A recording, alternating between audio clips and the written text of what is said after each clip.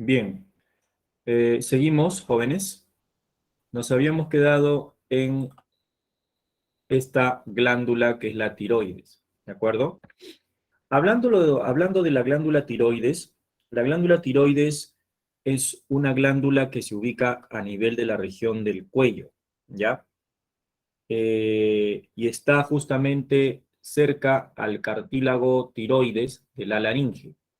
Como podemos apreciar acá, es una glándula que toma la forma de un libro abierto, ¿no? Esta glándula va a producir unas hormonas importantes, ¿no? Una de ellas es la tiroxina, ¿de acuerdo? ¿Ya? Llamada la tetraiodotironina, y otra es la T3 o triiodotironina. Estas hormonas, las hormonas tiroxinas que se producen acá en la glándula tiroides, van a aumentar el metabolismo de las células, aumentan el metabolismo celular. Es decir, van a estimular a la síntesis o producción de proteínas y a la actividad de las enzimas. Esto trae como consecuencia una mayor producción de calor. También aumentan la síntesis de colesterol, la producción de grasa, de colesterol, y su excreción por medio de la bilis. También las hormonas de la glándula tiroides aumentan la frecuencia cardíaca y el gasto cardíaco, ¿no? Participan también regulando la temperatura en el proceso de termorregulación y van a intervenir en el crecimiento junto con otra glándula o junto con otra hormona, que es la hormona de crecimiento. Intervienen también en el crecimiento. Cuando hay un exceso o aumenta, eh, por ejemplo, el nivel de estas hormonas, ocurre lo que se denomina un hipertiroidismo, ¿no? Aumenta el consumo de oxígeno. En un hipertiroidismo aumenta el consumo de oxígeno de las células. Se eleva la producción de calor, inclusive la ingesta de alimentos. Cuando una persona está con hipertiroidismo, tiene intolerancia al calor, aumenta la sudoración, pierde peso a pesar de un buen apetito que tiene, no puede dormir, tiene insomnio, ¿ya? Ese es cuando hay un hipertiroidismo, por incremento de la hormona tiroxina. Y cuando es lo contrario, cuando hay un hipotiroidismo, por una baja concentración o producción de tiroxina, entonces la persona tiene sueño prolongado, fatiga, disminuye su frecuencia cardíaca, ¿no? En algunos casos puede causar un problema conocido como cretinismo, que es una forma extrema ya de hipotiroidismo durante la vida fetal o durante la infancia, ¿no? Es como si fuera un enanismo por crecimiento y maduración deficiente del esqueleto. Esto puede ir acompañado inclusive de retraso mental a causa de la ausencia de la glándula tiroides de manera congénita, si es que se da ese caso, ¿no es cierto? ¿Ya? Ese es en el hipotiroidismo. También otro efecto que puede tener el hipotiroidismo es el mixedema. El mixedema es una forma grave de hipotiroidismo, pero en la vida adulta, ¿no? Donde la persona tiene bolsas debajo de los ojos, ¿no? De los párpados, en la piel, ¿no? Eh, en el mixedema también hay una disminución del metabolismo, hay un cansancio mental, pereza mental y obesidad, ¿no? Eso es debido a un hipotiroidismo. Entonces, debido a un hipotiroidismo suele suceder un mixedema, un cretinismo o fatiga, cansancio, sueño, ¿no? ¿De acuerdo? Eso es en cuanto a la glándula tiroides, ¿ya? ¿Y quién estimula la glándula tiroides? La hormona que está acá. ¿De dónde viene? De la adenohipófisis, ¿no? ¿Cómo se llama? La TH, ¿ya? Ahora, detrás de la glándula tiroides hay cuatro glándulas pequeñitas que se llaman las glándulas paratiroideas, ¿ya?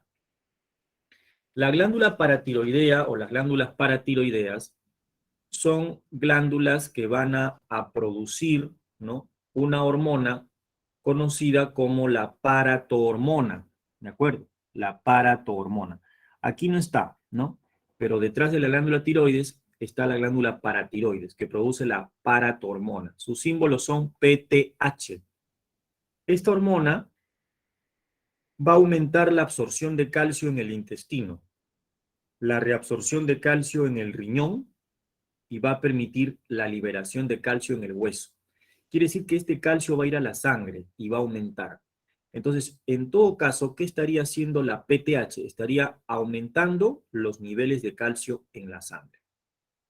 Pero, profesor, yo no quiero tener mucho calcio en la sangre. Entonces, ¿cómo lo puedo bajar? Tendrías que bajarlo con otra hormona que también se produce, ¿no?, cerca de ahí, pero en la glándula tiroides, que se llama la calcitonina. La otra hormona que produce la glándula tiroides es la calcitonina, que hace lo contrario a la hormona paratiroidea, la cual, ¿no?, la calcitonina va a estimular o va a inhibir, mejor dicho, la reabsorción de calcio en los huesos, ¿ya? O sea, en este caso, va a permitir, ¿no? O va a tener un efecto, ¿no? Digamos, eh, hipocalcemiante, ¿no? Mientras que la otra, ¿no?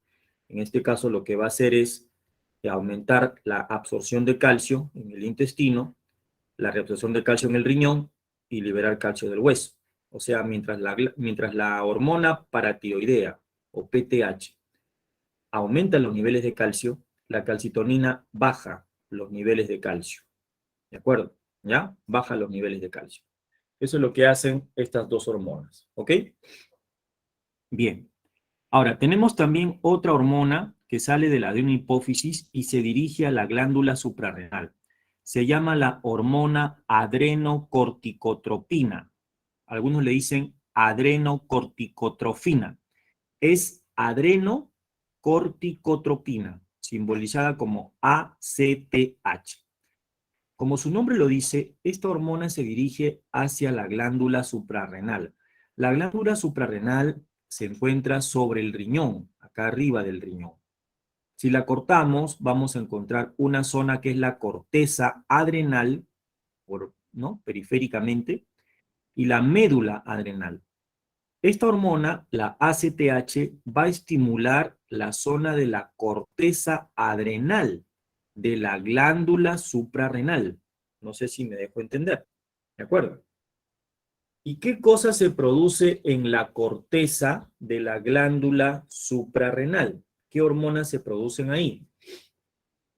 Aquí se produce en la corteza de la glándula suprarrenal la hormona aldosterona. La hormona aldosterona se dirige al riñón y a nivel del tubo contorneado distal, que ya lo viste, provoca la reabsorción de sodio y agua y la secreción de potasio e hidrógeno, ¿no? O sea, estimula que en tu riñón se reabsorban minerales de sodio y agua, ¿ok? O sea, recuperes minerales. Otra hormona que se produce en la glándula suprarrenal, en la corteza de la glándula suprarrenal, es el cortisol. Es un glucocorticoide porque regula el metabolismo de la glucosa, ¿ya? El cortisol tiene un efecto antiinflamatorio, ¿de acuerdo? ¿Ya? Se libera en casos de golpes o inflamaciones también en el cuerpo, ¿ya?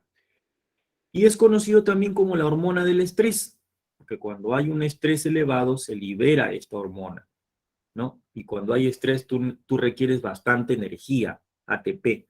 Entonces la energía la sacas inmediatamente de los carbohidratos. Por eso que el cortisol regula la concentración también de glucosa, ¿no?, en la sangre, ¿ya? Y se libera también cuando hay estados de estrés. Por eso le llaman la hormona del estrés. ¿Ok? Ahora, eh, también a nivel de la corteza, de la glándula suprarrenal, vamos a encontrar a las hormonas sexuales, ¿no? Masculinas, ¿no?, y femeninas, los andrógenos y también los estrógenos. En las mujeres, los andrógenos contribuyen al impulso sexual, al líbido sexual, ¿no? Los andrógenos regulan las características sexuales en ambos sexos, tanto en mujeres como en varones, ¿ya? Y en la médula, en la parte más interna de la glándula suprarrenal, se libera unas hormonas conocidas como las catecolaminas. Por ejemplo, la adrenalina y la noradrenalina. Estas hormonas, ¿no? Las hormonas de adrenalina, tienen un efecto hiperglicemiante, elevan la glucosa también, ¿ya? Y pueden traer como consecuencia la elevación de la presión arterial y la frecuencia cardíaca. Se liberan en estados de emergencia, ¿ya? Esta zona de la médula de la glándula suprarrenal está regulada por el sistema nervioso vegetativo, simpático y parasimpático, ¿ya? Cuando tienes necesidad, por ejemplo, de escapar, correr o estar alerta ante una situación de emergencia, por ejemplo, un temblor o algo, entonces tu cuerpo necesita energía, necesitas toda la atención del caso y comienzas a liberar adrenalina, ¿de acuerdo? Pero la adrenalina se produce en la médula de la glándula suprarrenal. En cambio, en la corteza se produce la aldosterona, el cortisol y las hormonas androgénicas y estrogénicas de los seres humanos, ¿ya? Bien. Bueno, eso es en cuanto a la glándula suprarrenal. Luego tenemos la hormona prolactina. Esta hormona prolactina se produce también en la hipófisis anterior o en la adenohipófisis y sale de allí y se dirige a la glándula mamaria. ¿Qué va a hacer? Va a estimular a la glándula mamaria a que produzca leche materna, ¿de acuerdo? O sea, va a estimular el proceso de lactopoiesis, que viene a ser la formación de leche, ¿ya? Prolactina. Y otra hormona que también tenemos es esta. También sale de la adenohipófisis y se dirige a los huesos, específicamente a los cartílagos epifisiarios de los huesos. Esta hormona se llama GH, hormona somatotropina. También se le llama SH, hormona somatotropina, conocida como hormona de crecimiento. Esta hormona, como su nombre lo indica, favorece el crecimiento del individuo. Cuando hay mucha hormona de crecimiento, se produce una enfermedad que se llama la acromegalia, ¿no? Pero esto es por una hipersecreción durante la vida adulta, ¿ya? Hay un crecimiento en grosor del hueso, ¿no? Pero no en longitud, sino en grosor, ¿no? Aumenta el grosor de las manos, de los pies, de los pómulos, por ejemplo, de la cara, ¿no? Y el otro caso es el gigantismo, ¿no? Que es una hipersecreción durante la infancia. Hay un aumento anormal de la longitud de los huesos largos durante la infancia. La persona crece demasiado, ¿ya? Y el otro caso antagónico sería cuando hay poca hormona de crecimiento. Entonces, eso causaría un enanismo hipofisiario. ¿De acuerdo? ¿Ya? Entonces, al revés. Otro grupo de hormonas que salen de la hipófisis, de la adenohipófisis, son, por ejemplo, las hormonas gonadotrópicas. Estas hormonas gonadotrópicas, ¿ya? Van a dirigirse, como su nombre lo dice, a las gónadas y van a estimular a los ovarios y a los testículos.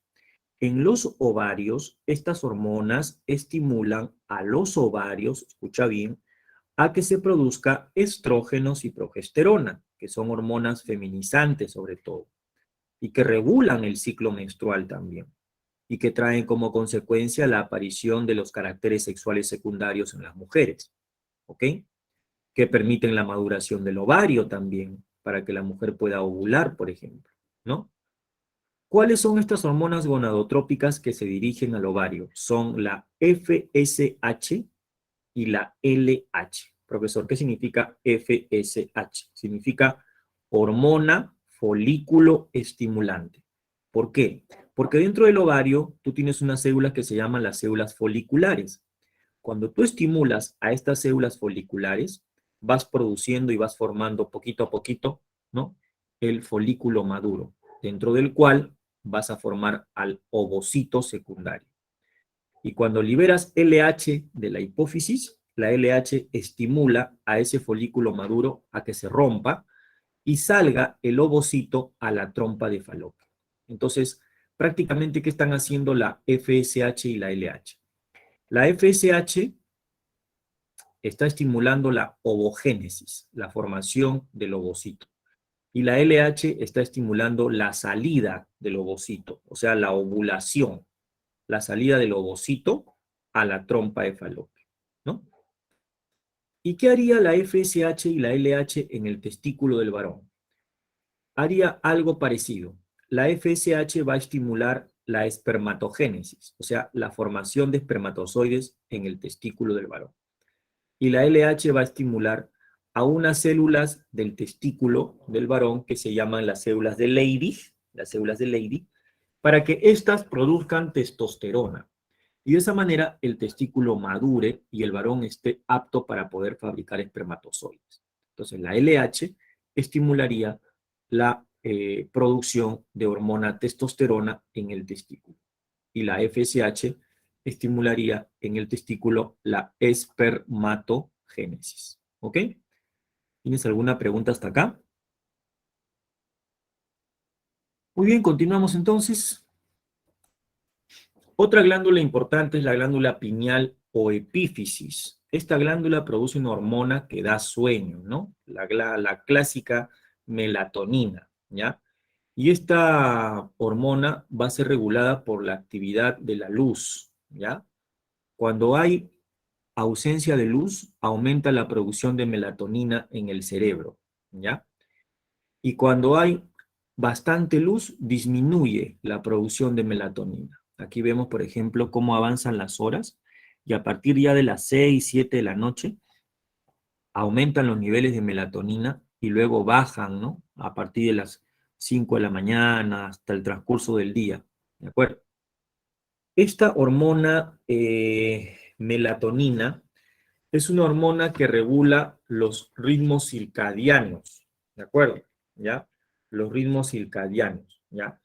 ¿Qué cosa es el ritmo circadiano? Viene a ser la actividad diurna y nocturna que realizan los organismos animales. Controla o regula el estado de vigilia, el sueño, permite la adaptación a las estaciones, ¿no? Y también puede tener otras funciones más, ¿no? Estimular, por ejemplo, el sistema inmunitario, ¿no? Y proteger de efectos negativos, ¿no? Al cuerpo contra el estrés también. Es muy interesante la melatonina, ¿no? Es una hormona de descanso, ¿no? De descanso, ¿ya? Pero también existen otras hormonas que no están ahí, que son, por ejemplo, la serotonina, ¿no? La dopamina, ¿no? La histamina, la somatostatina. Por ejemplo, la serotonina está relacionada con el control de las emociones, ¿no? Y el estado de ánimo, ¿ya? Muy importante. Regula la temperatura, ¿no? La dopamina, por ejemplo, regula el estado de ánimo también, regula la actividad cardíaca, ¿no? Hasta el aprendizaje y la memoria también. Es muy interesante esta función, ¿ya? Bien. Luego tenemos, bueno, estas ya hemos hablado, ¿no? Sobre la glándula tiroides y paratiroides. Hemos dicho que la tiroxina estimula el crecimiento, ¿no? Sobre todo en mamíferos jóvenes. La calcitonina baja los niveles de calcio, ¿no es cierto? ¿Ya? En la glándula paratiroides tenemos a la paratormona o PTH, ¿no? Que lo que hace básicamente es elevar los niveles de calcio, ¿no? Este es el efecto de la paratormona, ¿no? Va a hacer que el hueso libere calcio, que el riñón absorba calcio y lo mande a la sangre, que el intestino absorba calcio y lo mande a la sangre, ¿no? De esta manera elevas el calcio. Pero la calcitonina no. La calcitonina, por ejemplo, regresa el calcio al hueso, ¿no? Se absorbe en el riñón, ¿no? O sea, hace el efecto contrario, ¿ya? Y esta es la ubicación de la glándula tiroides, ¿ya? Cerca al cartílago tiroides. Y a la vuelta de la glándula tiroides están estas 4 glandulitas que son las paratiroideas, ¿ok? Bien. Otra glándula interesante es el timo, ¿ya? El timo es una glándula que está ubicada a nivel del pecho, ¿no? Y que desarrolla, ¿no? Mucho en lo que es la niñez, ¿ya? El timo produce una hormona que se llama la timosina. Esta hormona proteica, ¿ya? va a estimular la maduración de las células del sistema inmune, ¿de acuerdo? ¿Ya? La maduración de las células del sistema inmune, en este caso de los linfocitos, ¿de acuerdo? Los linfocitos T, ¿no? De ahí el nombre de T, timo, ¿de acuerdo? Pero hay otra hormona también que es producida por el timo, que se llama la timopoyetina, que va a estimular la producción de linfocitos, pero en otro órgano que es la médula ósea roja, ¿ya? Ahora, también tenemos la glándula suprarrenal que ya hemos mencionado, ¿no? Que está sobre el riñón y que presenta una zona que es la corteza y otra que es la médula, ¿no? En la corteza se producen los glucocorticoides, ¿no? Que elevan la glucosa, como el caso, por ejemplo, del cortisol. También se produce la aldosterona, que permite la reabsorción de sodio y agua en el riñón, y los andrógenos, ¿no? Que son hormonas masculinizantes, ¿no? También se producen hormonas para las mujeres, para los dos sexos acá. Y la adrenalina y noradrenalina que se produce dentro de la médula adrenal, de la glándula suprarrenal, ¿no? Que preparan para situaciones de estrés, ¿ya? De emergencia. Bien.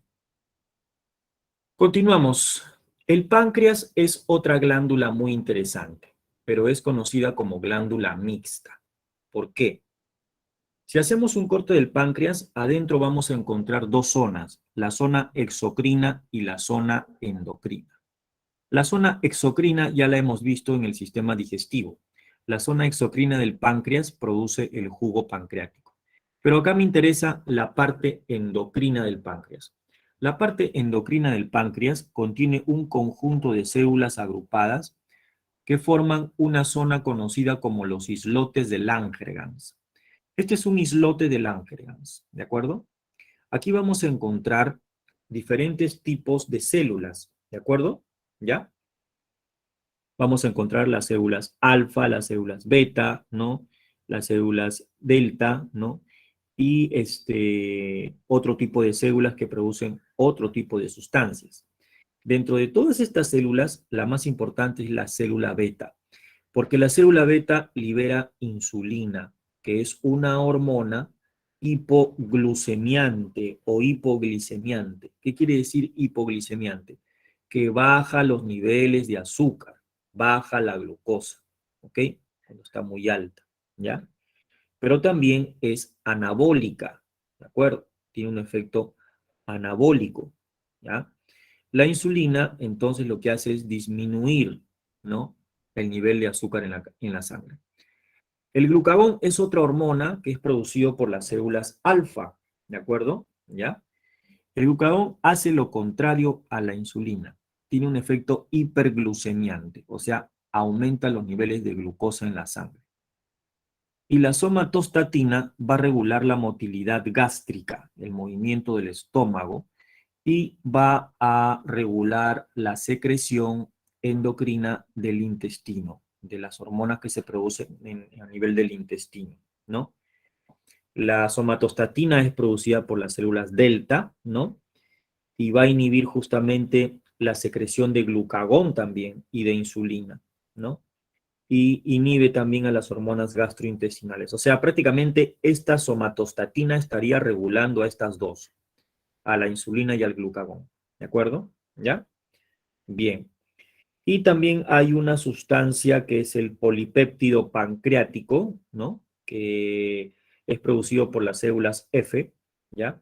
Que va a guardar relación con la actividad gastrointestinal y el metabolismo de las células también, ¿ok? Regulando los procesos digestivos, ¿ya? Bien.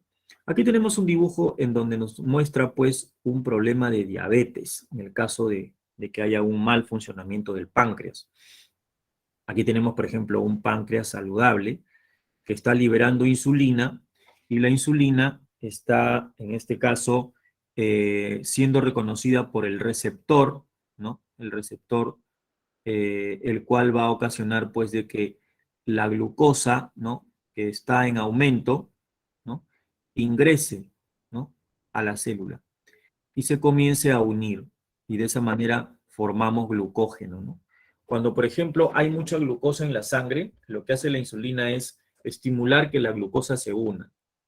Y cuando la glucosa se une con varias glucosas, formas glucógeno. Y ese glucógeno lo mandas al hígado y lo puedes almacenar como sustancia de reserva. Eso se llama glucogénesis. O sea, la insulina estaría prácticamente ayudándote en la glucogénesis, ¿no? Para que disminuyas los niveles de glucosa en la sangre. Y el glucagón haría lo contrario. Si tienes poca azúcar en la sangre, el glucagón va a hacer glucogenólisis, va a estimular a que el glucógeno del hígado se rompa, se degrade y la glucosa se libere. Por eso que estas dos hormonas tienen que actuar en equilibrio, ¿no? No pueden estar en desequilibrio, ¿no? En el caso de la diabetes tipo 1, existe una deficiencia absoluta de insulina. Esta diabetes se llama insulino dependiente y el paciente tiene que estar inyectándose con insulina constantemente. Aquí vemos, por ejemplo, que el páncreas no libera insulina y al no haber insulina, la glucosa sigue aumentando en la sangre. La otro tipo de diabetes es la tipo 2, ¿no? Donde se libera insulina del páncreas, pero fallan los receptores de la célula, ¿no? No se reconocen a las insulinas en la célula, ¿no? ¿De acuerdo? Esto sucede a veces con las personas que tienen más de 40 años, ¿no? Donde hay fallas en los receptores de las células para controlar el azúcar. Entonces, de esa manera el azúcar sigue subiendo. Por eso, algunos dicen, ah, ya, pero yo no tengo padres diabéticos, así que a mí no me va a pasar nada, ¿no? No voy a tener diabetes tipo 1, pero podrías tener diabetes tipo 2 si es que aumenta tu nivel de azúcar. ¿Cómo disminuyes el nivel de azúcar? Disminuyendo las harinas, disminuyendo las gaseosas, disminuyendo los helados, los chocolates, ¿no? Todo lo que sea rico en glucosa, en azúcar sobre todo, te va a provocar más adelante con el correr de los años un incremento de el azúcar que puede llegar a dañar hasta el riñón, ¿correcto? ¿No? Entonces, es importante eso, que ustedes lo conozcan como jóvenes, para que más adelante no haya problemas, ¿no? Porque a nosotros nos encanta nuestra comida, es fabulosa, y sobre todo los postres, ¿no? Aquí no se come pues un postrecito de vez en cuando, pero obviamente pues tenemos que medirnos en este sentido, ¿de acuerdo? ¿Ya? Te lo digo porque en realidad el veneno de la sangre, el veneno mortal de la sangre para que tu sangre se vuelva ácida es el exceso de azúcar, jóvenes, ¿de acuerdo? ¿Ya? Así es, de ahí vienen los problemas cancerígenos también, ¿no? Un organismo con una sangre acidificada está propenso a sufrir de cáncer en cualquier órgano. Y si el hígado falla, peor todavía, ¿de acuerdo? Muy bien, entonces pasamos, si no hay ninguna pregunta hasta acá, pasamos a la siguiente diapositiva. A ver. Bueno, esta ya son la última parte del sistema endocrino, donde nos corresponde hablar sobre las gónadas, ¿no? Hemos dicho que los testículos producen espermatozoides, los ovarios producen ovocitos, pero para que los produzcan, ellos necesitan ser estimulados, ¿no es cierto? Los ovarios son estimulados por las hormonas FSH y LH, que están acá, y los testículos también. La FSH estimula al ovario a realizar el proceso de ovogénesis para producir ovocitos, pero también la LH hace que el ovocito salga del ovario para el proceso de ovulación. Pero obviamente estas dos hormonas, al estimular al ovario de las mujeres, el ovario también libera estrógenos, progesterona, que son hormonas que regulan el ciclo menstrual también junto con estas y que traen como consecuencia las características sexuales secundarias en ellas, ¿no? ¿Ya? Aquí la testosterona, ¿no? Que se libera en el testículo, que se produce y se libera en el testículo, está siendo producida gracias también a la estimulación de ¿quién? De la LH y la FSH. Esta LH y FSH son hormonas que se producen en la pituitaria anterior, en la hipófisis anterior, y son conocidas como hormonas gonadotrópicas. El hipotálamo va a estimular de manera positiva, liberando hormonas que estimulan a la pituitaria, a la hipófisis anterior. Si la estimula a la hipófisis anterior, entonces la hipófisis anterior libera estas hormonas y estas van hacia las gónadas y las gónadas liberan sus hormonas, ¿no? Respectivas. Aquí también igual, por ejemplo, vemos cómo el hipotálamo está liberando hormonas estimuladoras gonadotrópicas a la pituitaria anterior, la FSH y la LH, ¿no es cierto? La LH se va al testículo, estimula las células de Leydig y las células de Leydig producen testosterona, ¿no? La FSH se va a la célula de Sertoli también, ¿no? Y también las células de Sertoli son células que regulan, producen factores, ¿no? Que regulan inclusive la producción de espermatozoides, ¿no? Para que no haya demasiada cantidad, se libera una hormona que es la inhibina, ¿no? Y se regula la producción también de espermatozoides, ¿no? Y la protección del testículo, ¿ya? Entonces, esto es un sistema, por ejemplo, de retroalimentación, ¿no? ¿De acuerdo? ¿Ya? De retroalimentación. Bien, ahora vamos a pasar al sistema inmunológico, ¿ya? El sistema inmunológico. ¿Qué cosa es el sistema inmunológico? El sistema inmunológico es un conjunto de órganos, células, ¿no? Que van a participar en la defensa de nuestro cuerpo. Gracias a este sistema, nosotros podemos combatir muchas enfermedades, podemos evitarlas también y prevenir, ¿ya? ¿Cuáles son los componentes del sistema inmunitario que nosotros tenemos? Tenemos a las células y tenemos a las moléculas del sistema inmune. Las células del sistema inmune son los glóbulos blancos, ¿ya? Y estos glóbulos blancos se producen en órganos que se llaman los órganos linfoides. ¿Te acuerdas cuando vimos el sistema circulatorio la semana pasada y hablamos del sistema linfático? ¿Te acuerdas? ¿Te acuerdas que dijimos que a lo largo del cuerpo hay una serie de órganos conocidos como los ganglios linfáticos, que están en las axilas, en el cuello, en el pecho, en la región inguinal, ¿no es cierto? En la región abdominal. Esos ganglios linfáticos son como estructuras que almacenan glóbulos blancos, ¿de acuerdo? Y tenemos otros órganos linfoides también, ¿no? Como por ejemplo el timo, tenemos el vaso, tenemos hasta el apéndice inclusive, ¿no? Las placas de Peyer que están en el intestino delgado, ¿no? Y tenemos un lugar donde fabricamos glóbulos blancos, no solamente glóbulos rojos, sino glóbulos blancos, que es el hueso a nivel de la médula ósea roja. Y los vasos linfáticos nos permiten llevar todas estas células o glóbulos blancos y moléculas hacia la sangre. ¿De acuerdo? ¿Ya? Entonces, el sistema inmune está formado por una red compleja de células y órganos que protegen el cuerpo de las infecciones, sobre todo. ¿Ya? Y los órganos involucrados en este sistema se llaman órganos linfoides. ¿Ya? Pueden afectar el crecimiento, el desarrollo y la liberación de linfocitos, ¿no? Tú sabes que los linfocitos son los glóbulos blancos, ¿ya? Y son justamente los que se encargan de elaborar la respuesta inmune frente a un antígeno. Profesor, ¿qué cosa es un antígeno? Un antígeno viene a ser una molécula aislada, ¿no?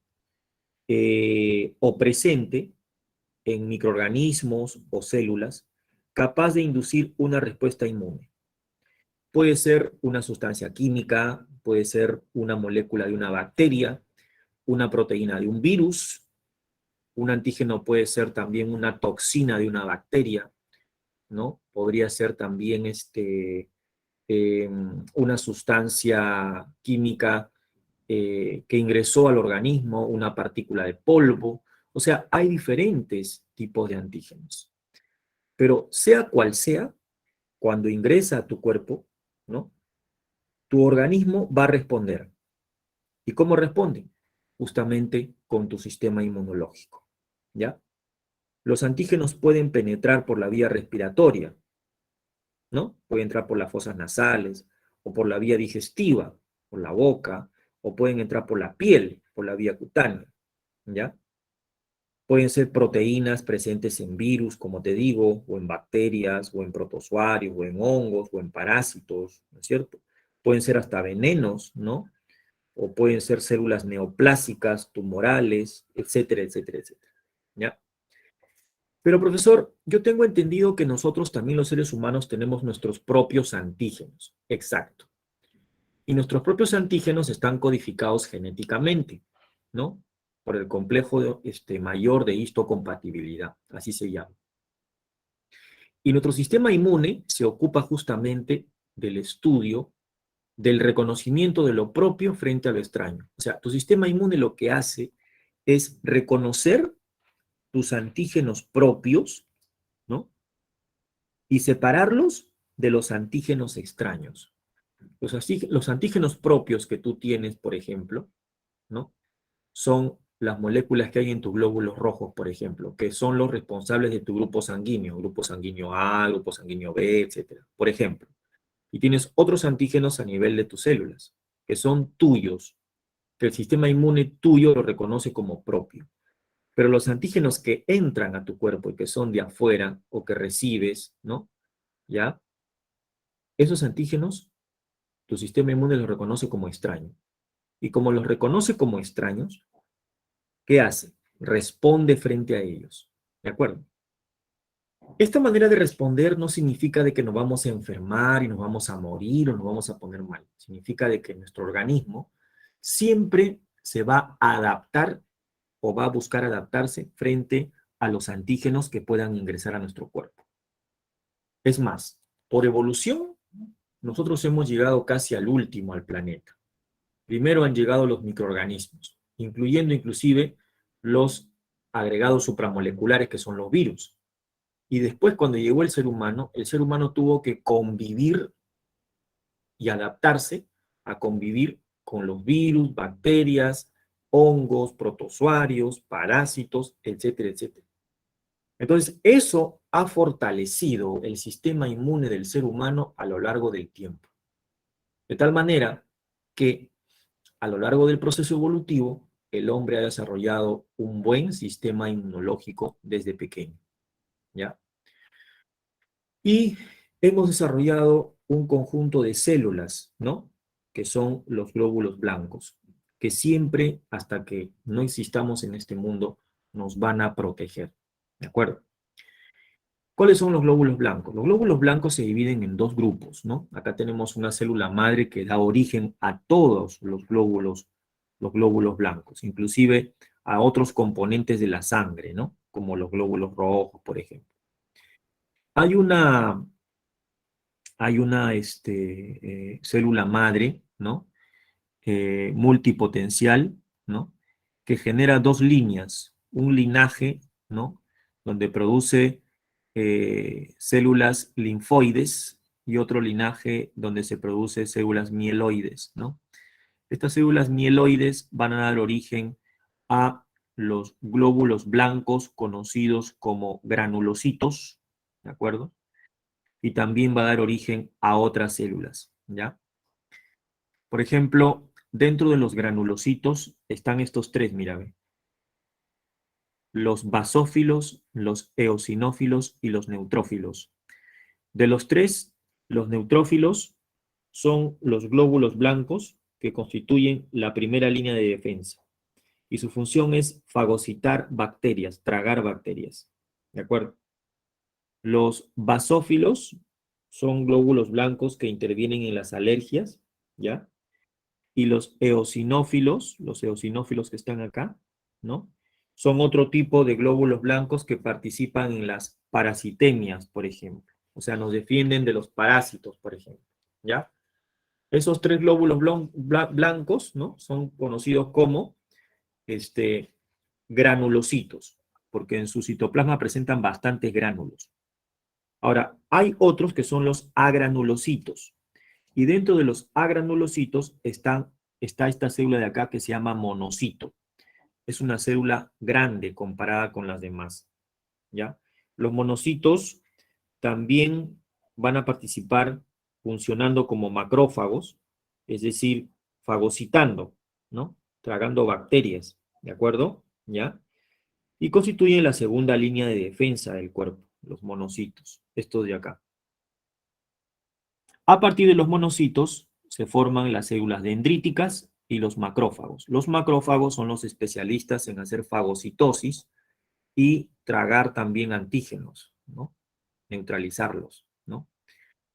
Otra línea, la línea linfoide, produce un grupo de agranulocitos llamados los linfocitos. Dentro de los linfocitos tenemos a los linfocitos B y a los linfocitos T. Los linfocitos B participan de una inmunidad conocida como la inmunidad humoral. ¿Por qué?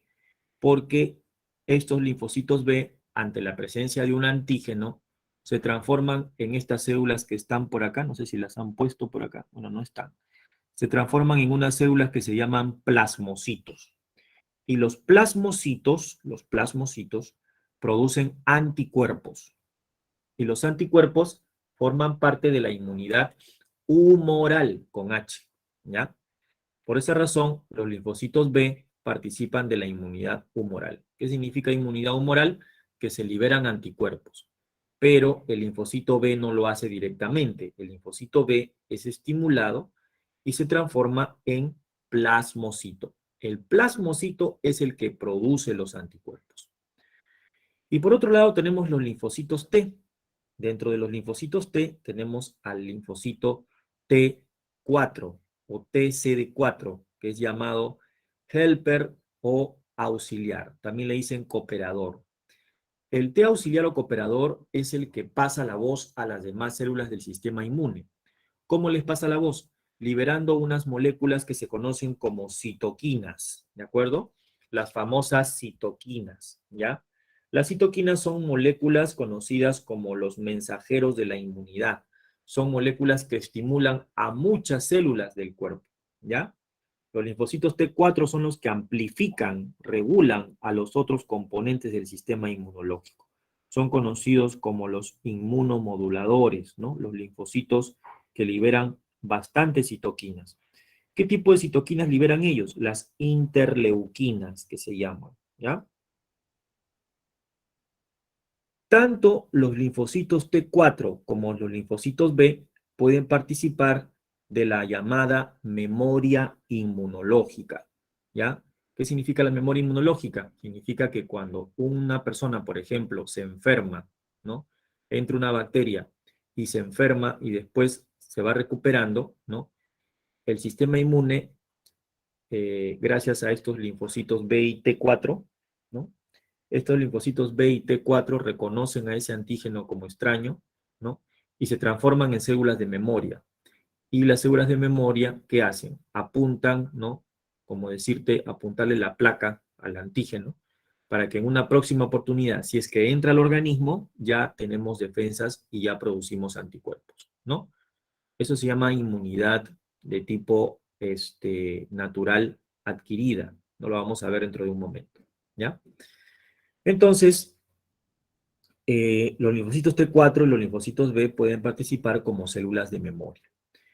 Dentro de los linfocitos T hay otro grupo que son los T8 citotóxicos. Los T8 citotóxicos aniquilan células infectadas, reconocen y destruyen células infectadas por agentes agresores, ¿de acuerdo? Participan activamente, pero de la inmunidad celular. Son los encargados de la inmunidad celular. Y existen también los T8 supresores, que son los que suprimen la respuesta inmunológica. Si no estuvieran los T8 supresores, la respuesta inmune se exacerba y eso puede causar daño y hasta la muerte del individuo. Por eso que tiene que haber un control, ¿no? El T4 dirige la respuesta, estimula la respuesta. Y el T8 supresor para la respuesta inmune, la suprime.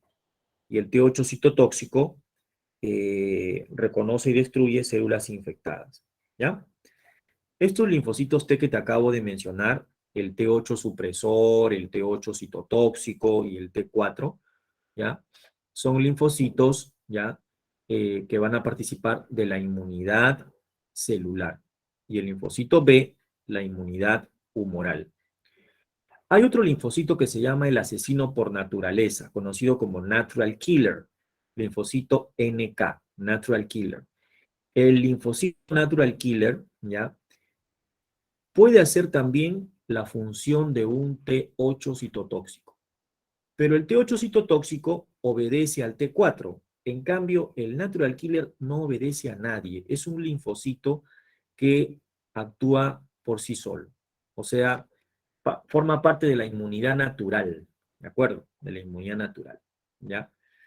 Entonces, este linfocito natural killer, este linfocito natural killer, actúa sobre células que también están infectadas y las aniquila, ¿de acuerdo? ¿Ya? Las aniquila, por si acaso. Es decir, acaba con la vida de las células infectadas. Pueden estar infectadas por virus, bacterias, viene el linfocito natural killer y acaba con la vida de esas células, ¿no? Eso es lo que hace el natural killer, ¿ya? Destruye células tumorales, inclusive células infectadas por virus y hasta células de trasplantes también, ¿ya? Para ello, libera unas moléculas que se llaman perforinas, que estimulan el proceso de la inmunidad, ¿ok? Bien. Bueno, y estos son las células que te mencioné, ¿no? Los neutrófilos, basófilos, eosinófilos, y aquí están los linfocitos, ¿no? Este es el CD4, este es el CD8, y este es el plasmocito que proviene del linfocito B, ¿no? Este de acá, el linfocito B, va a participar de la inmunidad humoral, y el linfocito T, o los linfocitos T, van a participar de la inmunidad celular. Bien. ¿Cuáles son las proteínas del sistema inmune? Son los anticuerpos, conocidos también como inmunoglobulinas, ¿no? ¿Qué hacen los anticuerpos? Se unen a los antígenos. Por ejemplo, acá tenemos un virus, ¿no? El SARS-CoV-2. Cuando el SARS-CoV-2 ingresa, él tiene una membrana donde se ubican sus glucoproteínas. Sus glucoproteínas se llaman spike. Entonces, esas glucoproteínas son reconocidas por los receptores de la célula y por eso el virus entra. Entonces, para que esto no ocurra, si tenemos defensas, los anticuerpos se unen a las proteínas spike, ¿no?, del virus, y de esa manera, al unirse, lo neutralizan. Quiere decir que esto es una señal buena para que vengan los linfocitos T4, ¿no?, vean esto y pasen la voz a las demás células del sistema inmune. ¿De acuerdo? ¿Ya? De esta manera, entonces, se activa la respuesta inmunológica. Cuando hay una vacuna y te colocan una parte del virus o del agente agresor, tu sistema inmune lo reconoce como extraño y lo ataca y hace que tú produzcas defensas, ¿de acuerdo? ¿Ya? Pero en una vacuna normal, ¿de acuerdo? Las vacunas que se están usando actualmente son terapias génicas, ¿no?, modificadas, ¿de acuerdo? Pero en una vacuna normal, ¿no? Aquí el sistema inmune pues fabrica anticuerpos, ¿ya? ¿Ok? Bien, no solamente los anticuerpos son las proteínas de la defensa, ¿no? También existen otras moléculas conocidas como las citoquinas. Hay dos tipos, las linfoquinas y las monoquinas. Las linfoquinas son producidas por los linfocitos y las monoquinas son producidas por los monocitos. Las citoquinas lo que hacen es estimular o activar otras células del sistema inmune para poder participar en la defensa. Y las proteínas del complemento son otro grupo de proteínas que amplifican la respuesta inmunitaria, que potencian la respuesta inmune. Por ejemplo, se metió una bacteria a tu cuerpo y una proteína del complemento se pega a la bacteria. Y eso activa a un macrófago para que venga y se trague a la bacteria, ¿no? Es como si marcaras a las bacterias, ¿no? Con las proteínas del complemento, ¿ya? Y finalmente tenemos los tipos de inmunidad. Esto siempre preguntan en los exámenes, ¿no? ¿Qué es una inmunidad activa? La inmunidad activa es cuando tu organismo fabrica anticuerpos ante la exposición de un antígeno, ¿ok? Esta inmunidad activa se puede clasificar en natural y artificial. Natural es cuando te enfermas, ¿no es cierto? Por ejemplo, te enfermaste de sarampión, hepatitis, varicela, qué sé yo, ¿no? O te dio COVID, ¿no? Entonces, a las personas que les ha dado COVID ya tienen una inmunidad activa natural. inclusive hasta no necesitarían una vacuna, ¿no?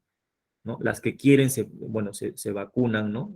O las personas que se han vacunado quieren un refuerzo, ¿no? Pero las que ya han tenido esta enfermedad ya tienen defensas, inclusive proteínas, anticuerpos de por vida, inclusive, ¿de acuerdo? Contra ese virus, ¿ya? Lo que pasa es que los virus mutan constantemente, entonces, pues, algunos refuerzan con vacunas, pero el sistema inmunitario natural, la inmunidad activa natural, es muchísimo mejor, es la mejor inmunidad que tenemos, ¿no? Entonces, en la inmunidad activa natural, producimos anticuerpos cuando un antígeno ingresa a nuestro cuerpo de manera natural, o sea, cuando nos enfermamos, ¿no? En cambio, cuando nos vacunan, la vacuna es una inyección artificial, es una sustancia artificial que se fabrica en el laboratorio.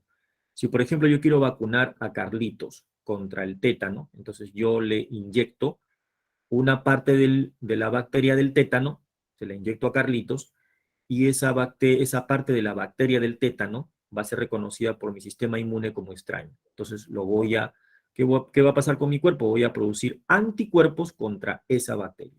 Y cuando la bacteria real entre, yo ya tengo defensas y la voy a combatir y no me voy a enfermar. El objetivo de la vacunación es que te protejas y que no te dé la enfermedad.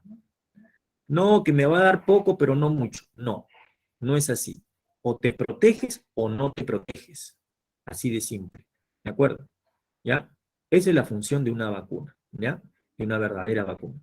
Entonces, en este caso se puede proteger con varios gérmenes, ¿no? Como el virus de la polio, la viruela, el sarampión, la varicela, ¿no? Entonces, la vacuna, ¿qué sería? Una inmunidad activa, pero artificial, porque te están inyectando un antígeno para que tu organismo produzca anticuerpos. Pero una cosa muy diferente es la inmunidad pasiva. La inmunidad pasiva consiste en que tú vas a recibir anticuerpos ya listos, ya. Tú no vas a fabricar anticuerpos, vas a recibir anticuerpos. Y tu mamá te los pasa, o nuestra madre nos los ha pasado, cuando hemos estado desarrollando dentro de su vientre. Hay una inmunidad pasiva natural de la madre al feto. La madre nos pasa anticuerpos a través de la placenta, ¿no? Y cuando nacemos, a través de la leche materna también. Lo que pasa es que cuando nacemos y vamos creciendo, necesitamos nuestras vacunas para poder protegernos de manera específica contra algunos gérmenes. Por eso nos vacunamos, ¿de acuerdo? Desde que somos pequeños, ¿no? Pero ya antes de nacer, nuestra madre nos está pasando inmunoglobulinas, ¿no? Sobre todo la inmunoglobulina G, que atraviesa la placenta. Y la otra inmunidad pasiva es la artificial, que se da por inyección de anticuerpos. Esto se da en caso, por ejemplo, que hablamos de antígenos fuertes como venenos de animales. Por ejemplo, a un científico le mordió una serpiente y le clavó el veneno, le inoculó el veneno. Entonces el científico agarra un suero antiveneno y se lo inyecta. Ese suero artificial antiveneno que se está inyectando el científico contiene ya anticuerpos contra ese tipo de veneno, contra esa serpiente. Porque a la serpiente ya se le aisló, ya se le estudió, se le sacó el veneno y se preparó un antídoto contra ese veneno. Entonces, si a ti te inoculan un suero antiveneno, ¿qué te están inoculando? ¿Una vacuna? No, te están inoculando un suero o te están inoculando anticuerpos contra el antígeno, que puede ser el veneno de un animal, ¿ya? Entonces, se pueden preparar sueros artificiales contra antígenos como toxoides, ¿no? De bacterias, ¿no? O contra venenos de serpientes, de arañas. Y para esto se utilizan animalitos como los equinos, los caballos, ¿no? En los laboratorios. ¿Listo? Muy bien. Entonces, eso es la diferencia entre inmunidad activa y pasiva. Activa, tú mismo fabricas anticuerpos. Pasiva, te los pasan, te los dan. ¿De acuerdo? Y hay dos maneras. Activa, natural y artificial, y pasiva, natural y artificial. ¿Ya? Bien. Vamos a editar las claves entonces, ¿no? A ver, la número 1, la respuesta es la D de dado, citocininas. La número 2, B de beso. La número 3, Vamos a ver, número 2, B de beso. La número 3 sería la D de dado. La 4, la B de beso, ausina. La número 5 sería la C de casa. La 6 sería la D de dado, oxitocina. La 7, B de beso, cortisona, ¿no? La 8, en la 8 no hay clave, ¿ya? Hay un error ahí de tipeo. La clave de la 8 es 1B, 2C y 3A, ¿de acuerdo? Vamos a corregir ahí. La 9 sale la C, oxitocina. La 10 es la A. La pregunta 11 es la C de casa. La 12 sería la D de dado. La 13 sería la D de dado, linfocito T cooperador. La 14, la C de casa, activa artificial. Y la 15, D de dado. ¿Ya? Esas son las claves, jóvenes. Espero que la información que te haya brindado te sirva. Y nos estaríamos viendo, Dios mediante, la siguiente semana. ¿Ok? Gracias por tu atención. Nos vemos.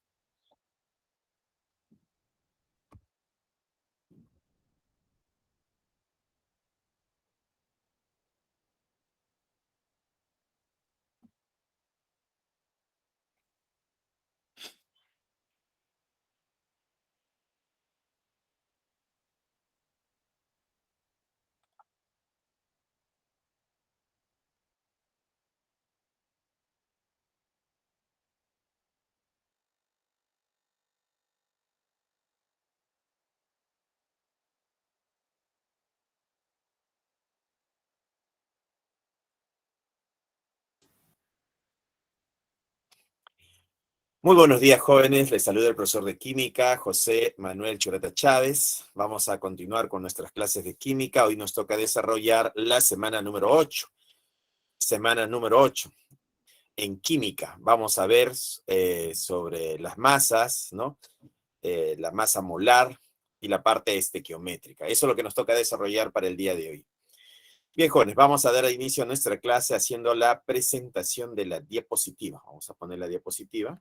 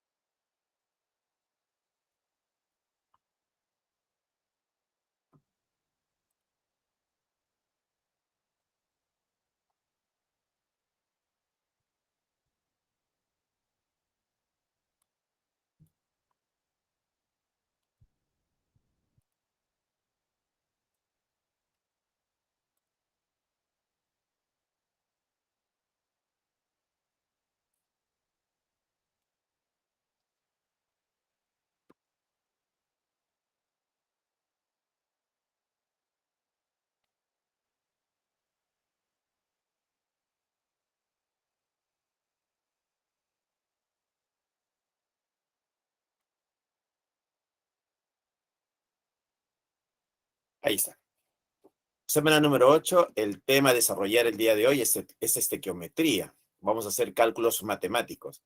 En lo que es cálculos matemáticos tenemos que conocer las masas atómicas de los diferentes elementos químicos. Por ejemplo, el chon, el famoso chon. El carbono, por ejemplo, tiene una masa atómica de 12, el hidrógeno 1, el oxígeno 16, el nitrógeno 14, ¿no? Ahí está el chon. Y así de diversos elementos químicos tenemos que conocer sus masas atómicas. Esto va a venir como dato, ¿no? Viene como dato, pero de todas maneras el chon tenemos que conocerlo, ¿no? Carbono 12, hidrógeno 1, oxígeno 16, nitrógeno 14, pues, ¿no? Luego vamos a ver las proporciones, la fórmula y cómo se relaciona en las reacciones químicas, pues, ¿no? O sea, hoy día vamos a hacer cálculo matemático, así, parte de cálculo matemático. Vamos a ver ciertas reacciones químicas y en esas reacciones químicas vamos a poder hacer nuestros cálculos, ¿no? Predecir más o menos qué masa de producto se puede obtener. También vamos a hablar del rendimiento. Claro, ¿qué cosa es el rendimiento? Bueno, teóricamente vamos a querer producir una cantidad de un producto, pero cuando uno va al laboratorio no se produce eso. La realidad es diferente. Se produce menos de lo calculado matemáticamente.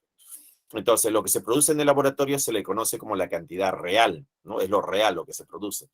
Y lo que se hace en papel, lo que se hace en la computadora, es el cálculo teórico. Entonces, vamos a decir que hay un valor real, que es el que se obtiene en el laboratorio, y un valor teórico, que es el que se calcula por la estequiometría, ¿no? En un papel, en la computadora. Entonces, vamos a tener dos valores, el real, ¿no? Y el teórico. ¿Qué vamos a hacer? Que el teórico va a ser el 100%, ¿no? En rendimiento, y el real va a tener un valor menor al 100%. Puede ser un 80%, 90%, ¿no? Así es, eso es. Y eso sería el rendimiento de una reacción química, ¿no? Comparar el valor real sobre el valor teórico y multiplicarlo por 100. Muy bien, vamos a dar inicio a nuestra clase.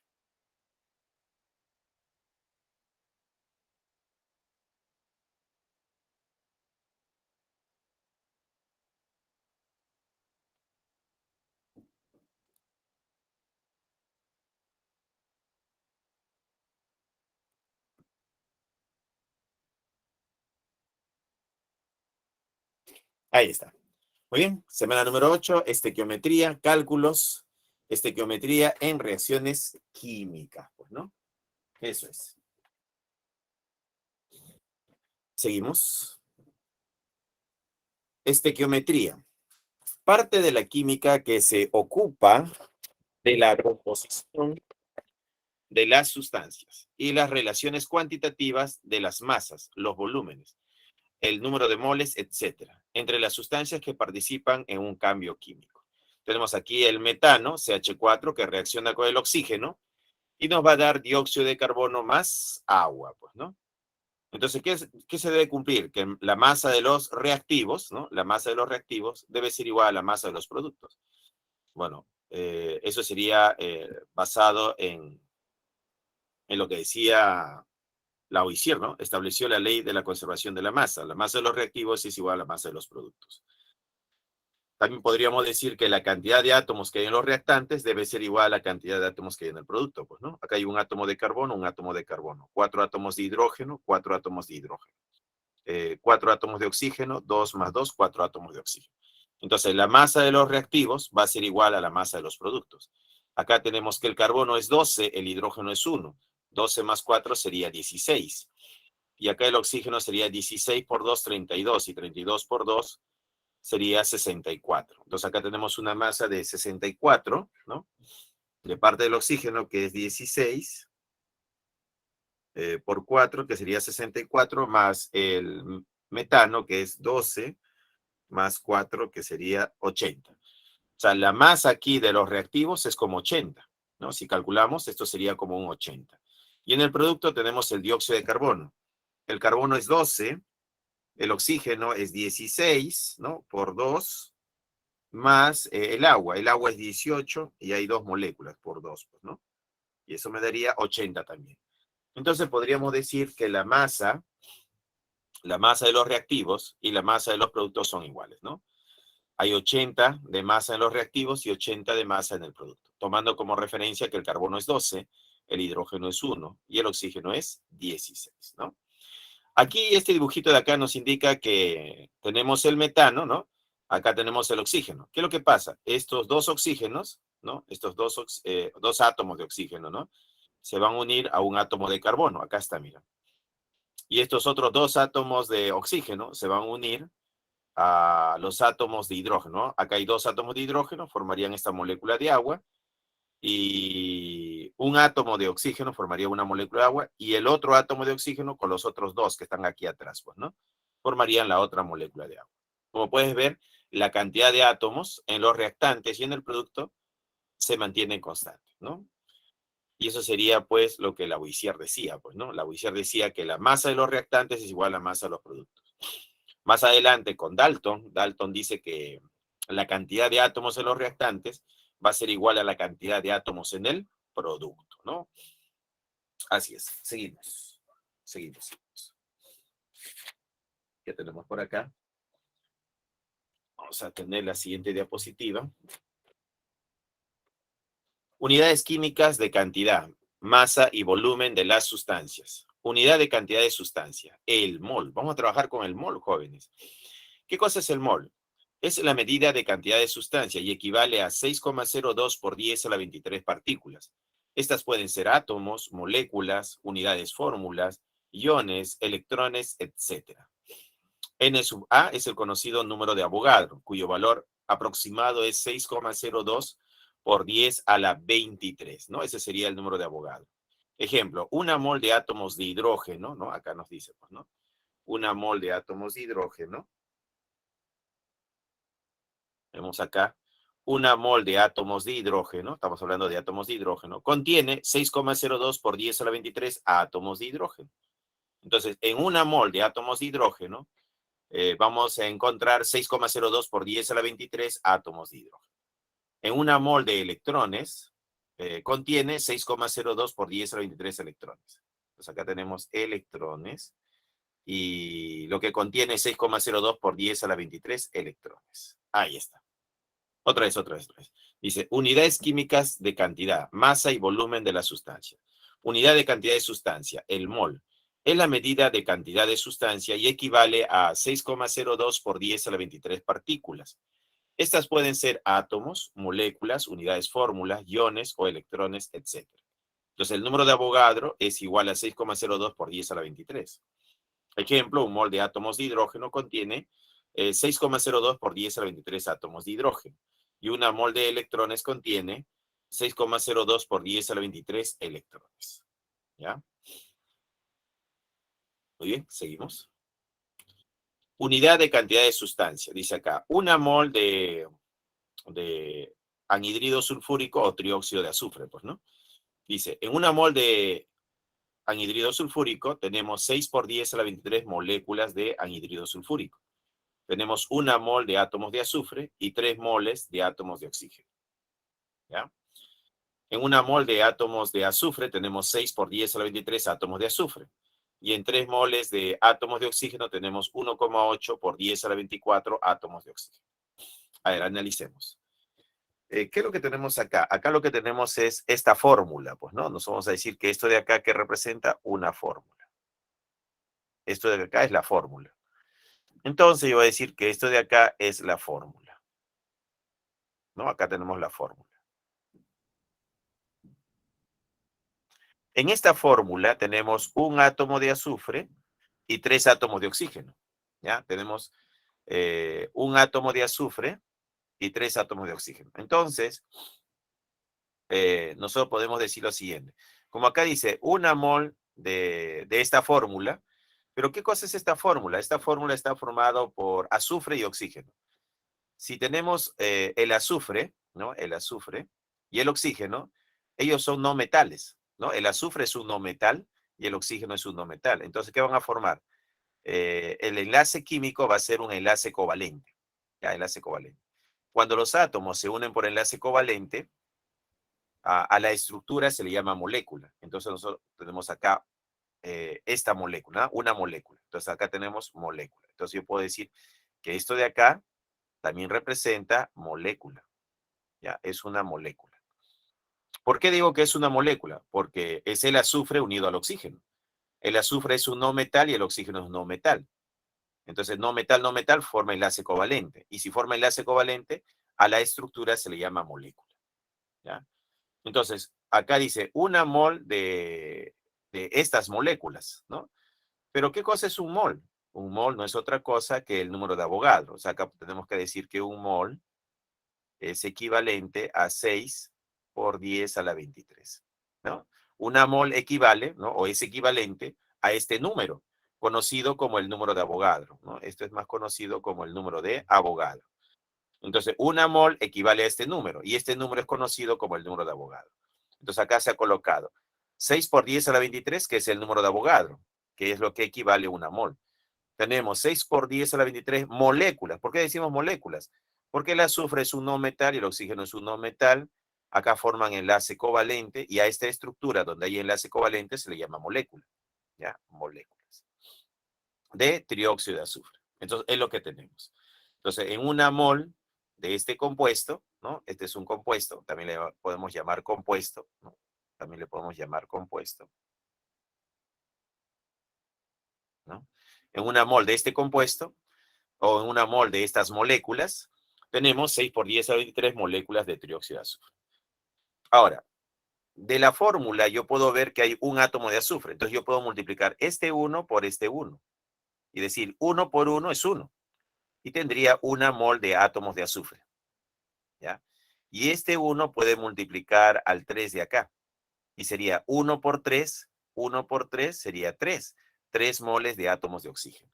Entonces tenemos una mol de átomos de azufre y 3 moles de átomos de oxígeno. Ahora, pero una mol, ¿qué cosa viene a ser? Una mol viene a ser el número de Avogadro. Hemos dicho que una mol es equivalente a 6 por 10 a la 23. Y eso es equivalente a un número de Avogadro, pues, ¿no?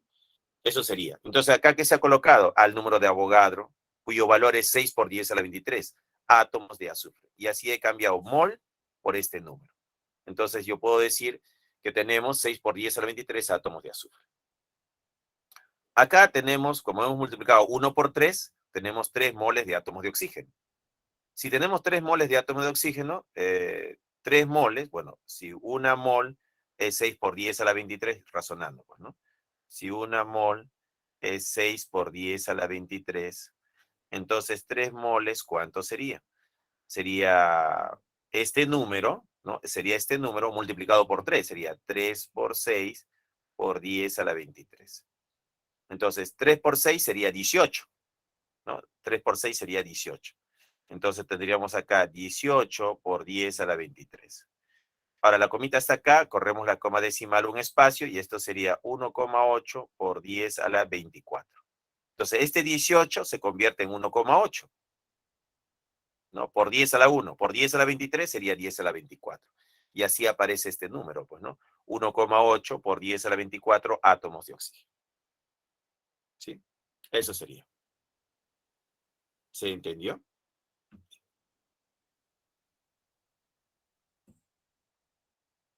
¿Sí? Bien, continuamos. Bueno, eso sería si yo tuviese una mol de trióxido de azufre. Profesor, ¿y qué pasaría si usted no tiene una mol? Si no de esto tenemos 2 moles. Por ejemplo, se me ocurre poner 2 moles de trióxido de azufre.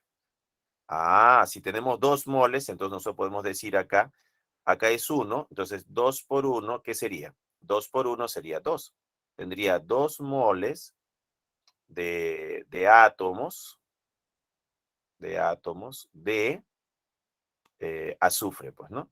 Y este 2 multiplicaría este 3. ¿Y 2 por 3 cuánto sería?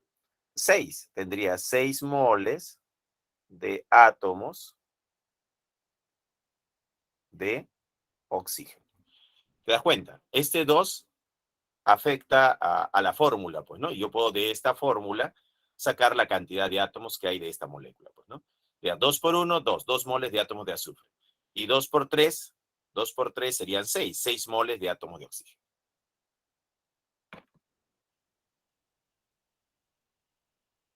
Muy bien, seguimos. Unidad de cantidad de sustancia. Ejemplo, tenemos una mol de dicloruro de calcio. Entonces acá tenemos la fórmula nuevamente, ¿no? Acá tenemos la fórmula. Tenemos este compuesto, ¿no? Este es un compuesto. Y este compuesto tiene esta fórmula, pues, ¿no? Ahí está. Entonces nosotros podemos decir que esto de acá es un compuesto que tiene esta fórmula. Ahora, esta fórmula me indica que hay un átomo de calcio y dos átomos de cloro. Ahora, el calcio es un metal y el cloro es un no metal. Entonces, el tipo de enlace que hay acá es un enlace iónico. Cuando el enlace que une a los átomos es enlace iónico, entonces nosotros acá vamos a hablar de una unidad fórmula, ¿no? A esta estructura se le va a conocer como unidad fórmula. Esto es una unidad fórmula, abreviado como UF. Entonces, ¿qué significa UF? UF significa unidad fórmula. ¿Y cuándo utilizo este término? Cuando los átomos o la estructura tiene enlace iónico. Si esta estructura tiene enlace iónico, el término a usar sería unidad fórmula. ¿Ya? Unidad fórmula. Entonces yo diré que acá yo tengo una mol de unidades fórmula. ¿Pero cuánto era una mol? Ah, una mol era un número de Avogadro, que es 6 por 10 a la 23. Acá está, mira. 6 por 10 a la 23 es el número de Avogadro, que también equivale a un mol, pues, ¿no? Entonces, una mol es 6 por 10 a la 23 UF, unidades fórmula. ¿Ya? Entonces, esta estructura se le va a llamar unidad fórmula. ¿Por qué? Porque el tipo de enlace químico que tiene es un enlace iónico. ¿Ya? Entonces, acá el enlace que los une, el enlace químico que los une, es un enlace iónico. Y por eso utilizamos el término unidad fórmula. Entonces tenemos 6 por 10 a la 23 unidades fórmula de dicloruro de calcio. ¿Ya? De dicloruro de calcio. Ahora, este 1 multiplica al 1 y sería 1 por 1, 1. Tendríamos una mol de iones calcio. Ah, mira, aquí el calcio dentro de esta fórmula trabaja como calcio más 2, ¿no? Es un catión. Y el cloro trabaja con carga negativa. Él es un anión. Pues acá tenemos un catión y un anión. Acá hay una fuerza de atracción eléctrica, ¿no? Y como hay dos aniones, acá tendríamos que poner al otro anión. Cloro con carga negativa, ¿no? Ahí está el otro anión. Son dos aniones y un catión. Entonces, 1 por 1 sería 1. Una mol de iones calcio. ¿Ya? Hay una mol de iones calcio. ¿Pero qué cosa es una mol? Una mol no es otra cosa que 6 por 10 a la 23. Iones calcio, pues, ¿no? Y este 1 multiplica aquí al 2 y sería 1 por 2. Sería 2 moles de iones cloruro. ¿Ya? 2 moles de iones cloruro. Ahora, si hay una mol de iones calcio y 2 moles de iones cloruro, recordemos que los iones, ¿no? Cuando nosotros hablamos pues de un ion puede tener, puede ser el catión y puede ser el anión, pues, ¿no? Entonces, cuando nosotros hablamos de un catión, él es un ion. Y el anión también es otro ion. Entonces, si contamos iones, él es ion y él es ion. Una mol de este ion y 2 moles de este ion sumarían 3 moles de iones totales. Ya serían 3 moles de iones totales.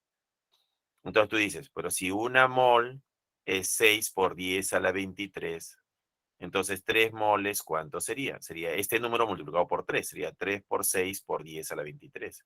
3 por 6, 18. Entonces nosotros diríamos que esto es 18 por 10 a la 23. Pero mira, la comita está acá. Hay que desplazar la coma un espacio para allá, hacia la izquierda. Entonces sería 1,8 por 10 a la 24 iones totales. ¿Te das cuenta? Eso sería. Muy bien, y eso sería en el caso de unidades fórmula, pues, ¿no? Unidades fórmula. Seguimos. Siguiente diapositiva. Unidades química de masa. Unidad de masa atómica, U. Dice, es la 12ª parte de la masa del átomo de carbono 12 y se emplea para expresar la masa de partículas pequeñas, tales como átomos, moléculas, etc. Entonces, un U es la unidad de masa atómica, que es la 12ª masa de un átomo de carbono 612. ¿Ya? Entonces, ¿qué es lo que han hecho? De los isótopos del carbono, ¿no? Si tenemos carbono 12, carbono 13, se escoge a uno de ellos, al carbono 12. Y a su masa se divide en 12 partes iguales. Y una de esas partecitas se le va a llamar UMA, unidad de masa atómica, ¿no? Cuando dice es la 12ª parte de la masa del átomo de carbono 12, quiere decir que de los diferentes isótopos, ¿no? Nosotros tenemos aquí al elemento carbono, Acá tenemos al elemento carbono.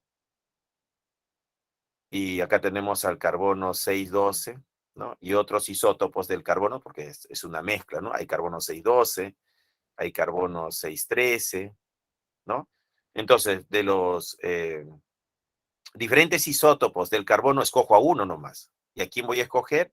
Al carbono 612. ¿Qué se ha hecho sobre este carbono? A este átomo, ¿no? Al átomo de carbono, a uno de sus isótopos, ¿no? Se lo ha dividido en 12 partes. Así, mira.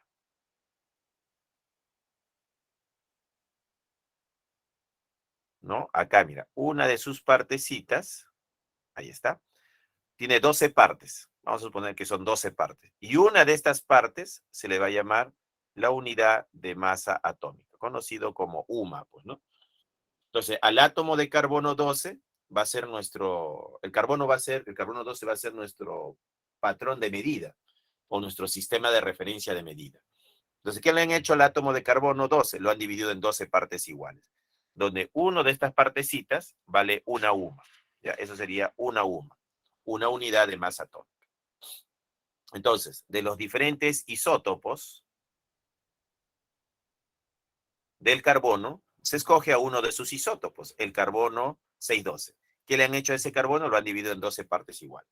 Entonces, la unidad de masa atómica U es la 12ª parte de la masa del átomo de carbono 12 y se emplea para expresar la masa de partículas pequeñas, tales como átomos, moléculas, etc.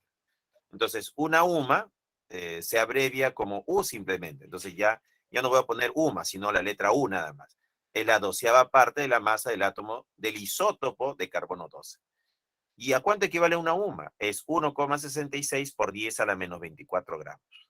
Ese sería, si no quiero usar UMA, si quiero usar gramos, sería como su equivalente. Entonces yo diría acá que una UMA equivale a 1,66 por 10 a la menos 24 gramos. O abreviado, que es U simplemente, ¿no? Una unidad de masa atómica equivale a 1,66 por 10 a la menos 24 gramos. Esa sería la equivalencia, ¿ya? De una unidad de masa atómica o de un U. Seguimos. Peso atómico o masa atómica relativa. Es el promedio ponderado de los pesos o masas de los isótopos de un elemento en función a su abundancia en la naturaleza, ¿no? En función a su abundancia en la naturaleza. Tenemos el peso atómico del carbono, que son 12 unidades de masa atómica. El peso atómico del hidrógeno, que es 1, el peso atómico del oxígeno, que es 16, el peso atómico del nitrógeno, que es 14 UMAS, pues, ¿no? Entonces ya tengo ahí sus pesos atómicos. Entonces tenemos que aprendernos esto de acá. Entonces nosotros ponemos por acá una lista, podremos decir así, el famoso chon, pues, ¿no? El chon. El carbono sería 12, el hidrógeno sería 1, el oxígeno 16 y el nitrógeno 14. Hay que aprenderse esto de memoria, ¿ya? Estos serían los pesos atómicos. Carbono 12, hidrógeno 1, oxígeno 16, nitrógeno 14. ¿Ya? Entonces, los pesos atómicos o masa atómica relativa es el promedio ponderado de los pesos o masas de los isótopos de un elemento en función a su abundancia en la naturaleza. ¿Ya? Eso es el peso atómico. Acá se está trabajando con valores, ¿no? Con valores, por ejemplo, el carbono es 12, el hidrógeno es 1, el oxígeno es 16, el nitrógeno es 14, pues, ¿no? Ahí está. Hay que memorizar esto, sí, para tener mayor velocidad, ¿no? Carbono 12, hidrógeno 1, oxígeno 16, nitrógeno 14, pues, ¿no? Nitrógeno 14. Seguimos. Peso fórmula. Es la suma de los pesos atómicos de los elementos que participan en la fórmula, tomados tantas veces como se indica en ella. Por ejemplo, tenemos al hidróxido de calcio, ¿no? Acá nos ponen de ejemplo al hidróxido de calcio, ¿no? Entonces, este hidróxido de calcio, ¿cuál sería el peso de esta fórmula? Pues, ¿no? Sería el peso atómico del calcio más el peso atómico del oxígeno más el peso atómico del hidrógeno. Ahora, si el peso atómico del calcio es 40, el peso atómico del oxígeno es 16 y el peso atómico de hidrógeno es 1, entonces sumamos, pues, ¿no? El peso atómico del calcio, 40. Peso atómico del oxígeno, 16, pero como son dos sería 2 por 16, ¿no? 2 átomos de oxígeno. Entonces, ¿dónde sale este? 2. Este 2 multiplica el oxígeno, pues, ¿no? 2 por 1 es 2, pues, ¿no? Y del hidrógeno, que es 1, multiplicado por 2, pues, ¿no? Sumado, te va a dar 74. Ya, 74 unidades de masa atómica. Ahí tenemos el peso de la fórmula, ya. Ya hemos calculado el peso de la fórmula, ¿ya? Entonces, hay compuestos que nosotros tenemos que conocer, pues, ¿no? Por ejemplo, rápidamente podemos calcular el peso del agua, H2O. En el caso del agua, su peso fórmula sería hidrógeno es 1 por 2, más el oxígeno que es 16. Eso es igual a 18. El caso del dióxido de carbono, su peso fórmula sería carbono 12, oxígeno 16 por 2, ¿no? 32 más 12 sería 44. El caso del metano. El metano, su peso fórmula sería carbono, que es 12. El hidrógeno es 1 por 4, es 4. 12 más 4 sería 16, ¿no? En el caso del amoníaco, NH3, su peso fórmula, ¿cuánto sería? Nitrógeno, 14. Hidrógeno, 1 por 3, 3. 14 más 3 me daría 17. Y ahí tenemos los pesos fórmula, ¿no? Del agua, 18. Del dióxido de carbono, 44. Del metano, 16. Del amoníaco, 17. Entonces, eso es lo que hay que practicar. Determinar el peso de la fórmula, ¿no? Seguimos. Masa molar. Es la masa en gramos de una mol de sustancia. Es numéricamente igual a la masa de la fórmula, expresado en gramos. Su unidad es gramos sobre mol. Así tenemos que una mol de carbono es 12 gramos de carbono. Entonces la masa molar del carbono son 12 gramos sobre mol. Una mol de hidrógeno es 2 gramos de hidrógeno. Entonces la masa molar del hidrógeno sería 2 gramos sobre mol. Una mol de dicloruro de magnesio sería 95 gramos de dicloruro de magnesio. Entonces, la masa molar del dicloruro de magnesio es igual a 95 gramos por mol, ¿no? Ahí tenemos las masas molares, ¿no? Del carbono, del hidrógeno y de la salsita dicloruro de magnesio. Y esa es la masa molar, pues, ¿no? La masa molar. Podríamos poner acá de ejemplo, a ver, ¿quién no hemos puesto acá? El agua, pues, ¿no? El agua, por ejemplo, podemos poner acá de ejemplo el agua, H2O. El agua tiene un peso fórmula, que sería igual hidrógeno, que es 1 por 2, ¿no? 1 por 2, más el oxígeno, que es 16, todo me da 18.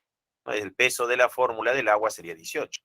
Entonces yo puedo decir, una mol de agua sería proporcional a 18 gramos de agua, pues, ¿no? De agua. Entonces, en una mol de agua, ¿qué encontramos? 18 gramos de agua. Sería su peso fórmula expresado en gramos. Entonces, la masa molar del agua sería igual a 18 gramos por mol. 18 gramos por mol.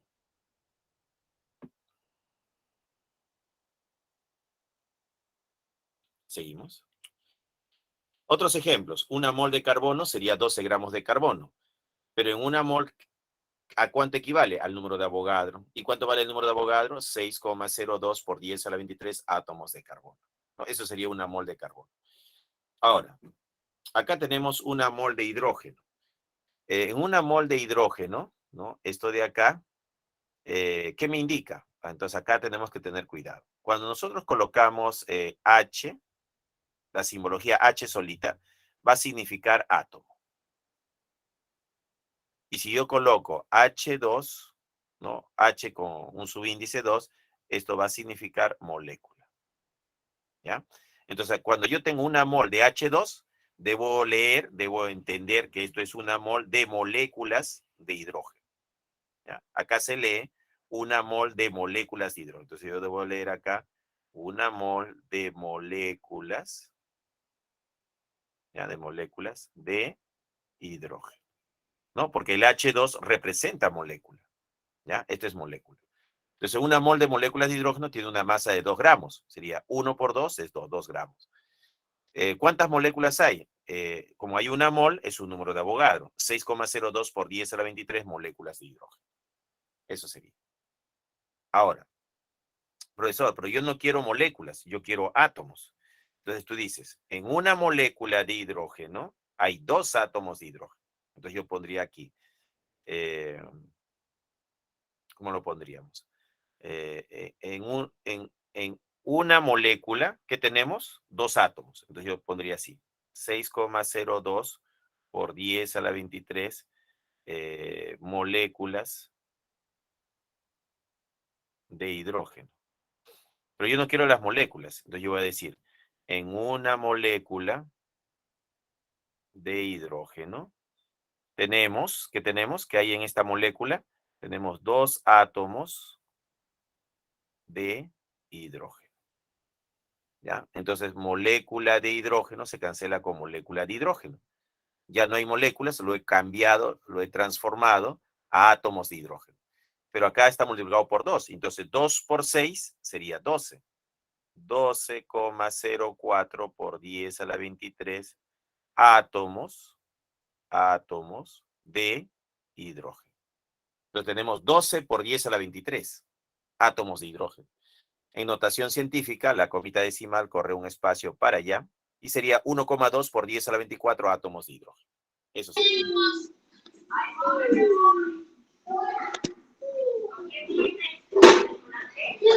¿Qué sí?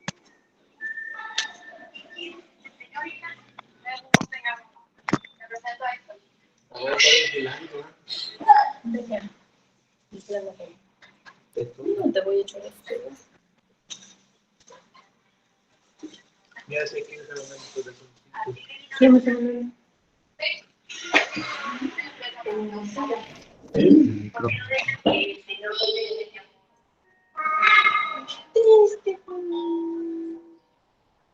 ¿Se entendió, jóvenes?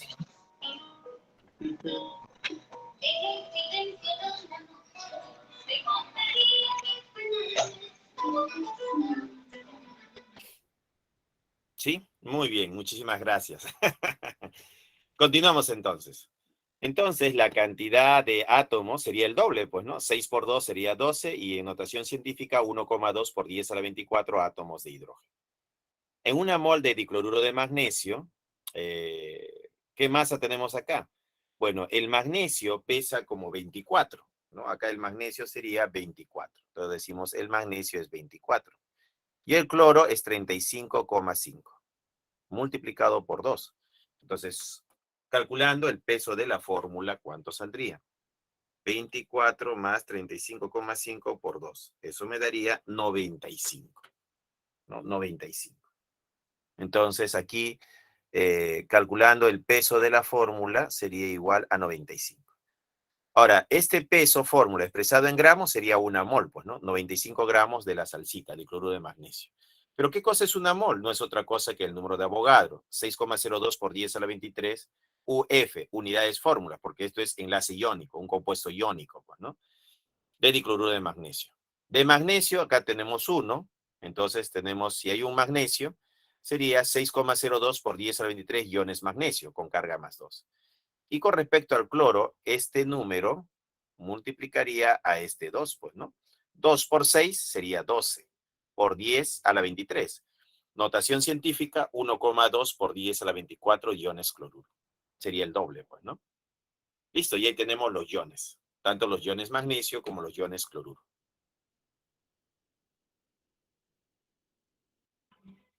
Seguimos. Cantidad de moles, N. El número de moles de una cantidad de sustancia. ¿Cómo se calcula? Como la masa sobre la masa molar.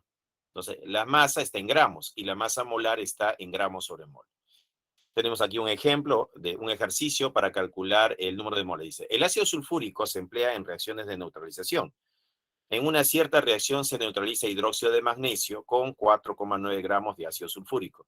Determine las moles de ácido utilizada en dicha reacción. Entonces yo tengo la masa de dato y me piden el número de moles. Entonces yo digo, entonces, ¿qué es lo que necesito? El peso de la fórmula, ¿ya? El peso de la fórmula. Entonces yo digo acá, tenemos el ácido sulfúrico, entonces su peso fórmula, ¿cuánto sería? El hidrógeno tiene una masa molar de 1, sería 1 por 2, más el azufre, que es 32, más el oxígeno, que es 16, por 4. Sumado me da 98. Entonces su peso fórmula es 98. Entonces la masa molar del ácido sulfúrico sería 98. Entonces yo diría acá, 1 mol de ácido sulfúrico sería igual a su peso fórmula expresado en gramos, ¿no? 98 gramos. ¿No? 98 gramos ¿de qué? De ácido sulfúrico, pues, ¿no? De ácido sulfúrico. Muy bien, usamos la fórmula, diríamos, número de moles a que es igual a la masa que me han dado de dato, que es 4,9 gramos de ácido sulfúrico, sobre la masa molar, ¿no? Que sería 98 gramos, pondríamos acá 98 gramos de ácido sulfúrico, y esto es lo que hay en una mol de ácido sulfúrico. Se cancela gramos de ácido sulfúrico con gramos de ácido sulfúrico. Y hay que dividir, ¿no? ¿Cuánto me da 4,9 entre 98? 4,9 entre 98. Eso sería 0,05. 0,05. Entonces acá yo tendría 0,05 moles de ácido sulfúrico. Y esa sería la respuesta, pues, ¿no?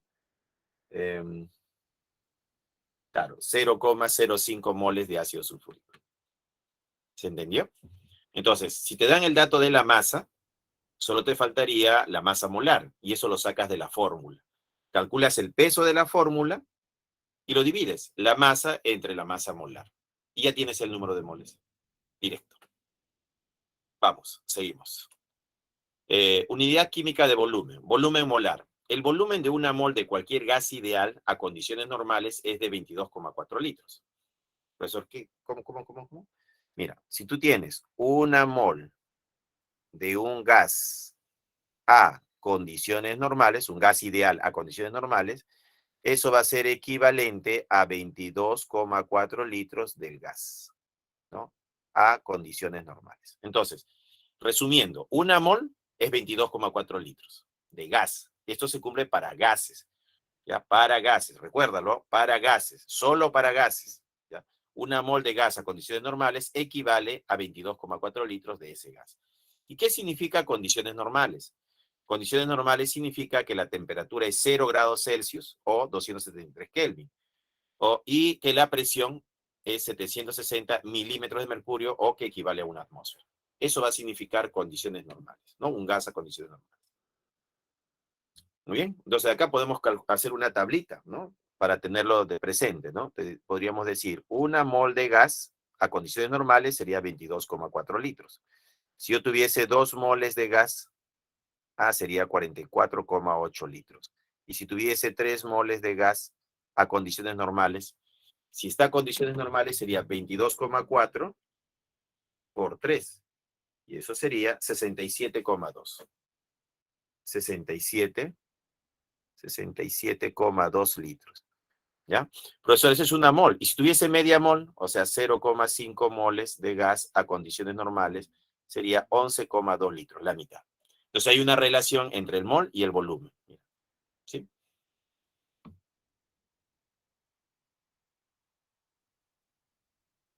Seguimos. Siguiente diapositiva. Ejercicio 2 dice, el oxígeno es un gas muy demandado en los hospitales debido a que se utiliza para tratar la insuficiencia respiratoria. Si en un hospital se tiene almacenado en un tanque 320 gramos de gas oxígeno, determine la cantidad de moléculas contenidas y el volumen que ocuparía dicho gas a condiciones normales. Entonces, lo primero que voy a hacer, me piden determinar la cantidad de moléculas. Voy a hallar el número de moles. O sea, lo que me han dado de dato es la masa en gramos. Esa masa en gramos lo voy a transformar en moles, ¿ya? En moles de oxígeno. Y una vez que lo tengo en moles de oxígeno, lo voy a convertir luego en moléculas. Moléculas de oxígeno. Para pasar de masa a mol, necesito a la masa molar, ¿ya? La masa molar me va a ayudar. Para pasar de mol a moléculas, voy a usar el número de Avogadro. Entonces, con el número de Avogadro hago este cambio, ¿ya? Entonces, comenzamos. 320 gramos de oxígeno tenemos, y yo quiero convertirlo en moles. Entonces yo digo, el número de moles es igual a la masa, que es 320 gramos, sobre la masa molar. Pero el oxígeno es 16. 16. Como son 2 átomos, sería 16 por 2. 16 por 2. O sea, de acá yo puedo decir que esto es 16 por 2, sería 32. 32 gramos por mol. se va gramos con gramo y quedaría 10. Entonces el número de moles sería igual a 10 moles. 10 moles de oxígeno. Ya tengo los moles de oxígeno, son 10. Pero ¿qué sabemos del mol? Que equivale a un número de Avogadro. Yo puedo decir que una mol de oxígeno es equivalente a 6, bueno, 6 haciendo la aproximación, ¿no? 6,0 por 10 a la 23 moléculas de oxígeno. Eso es una mol. Pero yo tengo de dato 10 moles. 10 moles de oxígeno. Para 10 moles de oxígeno, ¿cuántas moléculas sería? Podemos poner acá, ¿cuántas saldrían? No lo sabemos, pues, ¿no? Este es lo que quiero averiguar. ¿Cuál sería ese número? No lo sabemos, ¿no? ¿Cuál es ese número? Entonces, el número de moléculas sería igual a 10 multiplicado por 6 por 10 a la 23 moléculas de oxígeno sobre 1. Entonces, el número de moléculas sería 10 por 10 a la 23, sería 6 por 10 a la 24 moléculas de oxígeno. Esta sería la respuesta. 6 por 10 a la 24 moléculas de oxígeno. Bueno, ya calculamos la cantidad de moléculas contenidas. Y el volumen que ocuparía dicho gas a condiciones normales. Ah, jóvenes, pero nosotros habíamos mencionado que si yo tengo, acá, bueno, hemos terminado con esta parte, pues, ¿no? Pero nosotros hemos dicho que si tenemos una mol de oxígeno, eso sería 22,4 litros de oxígeno a condiciones normales. Si tengo 10 moles de oxígeno, ¿qué volumen tendré? Sería 10 veces, o sea, 224 litros de oxígeno. O sea, una mol es 22,4 litros. 10 moles, ¿cuánto sería? Este número, 22,4, multiplicado por 10, pues, ¿no? Sería 224 litros de oxígeno a condiciones normales.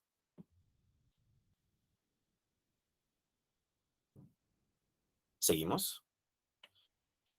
Tenemos aquí el primer ejercicio de la separata. Dice, el sulfato cúprico pentahidratado es un compuesto utilizado como estimulante de crecimiento en animales de granja. Por ejemplo, la dosis diaria de dicha sal para un cerdo de 30 kilogramos es 9 miligramos por día. Con respecto a un mol de dicho compuesto, seleccione el valor de verdad. O sea, me está diciendo que tengo un mol de esta sal, pues, ¿no? Me está diciendo que tengo una mol de esta sal. Ya, es lo que me está tratando de decir. Tenemos una mol de la sal sulfato cúprico pentahidratado. Tiene una masa de, para calcular la masa de esta mol, tengo que calcular el peso de la fórmula, pues, ¿no? Sería cobre, que acá lo tengo de dato, 63,5, más azufre, que sería 32, más oxígeno, 16 por 4, más, este punto es punto de hidratación y significa una suma. 5 veces lo que pesa el agua. El hidrógeno es 1, por 2 sería 2. Y el oxígeno sería 16. Entonces, el peso fórmula, ¿cuánto sale?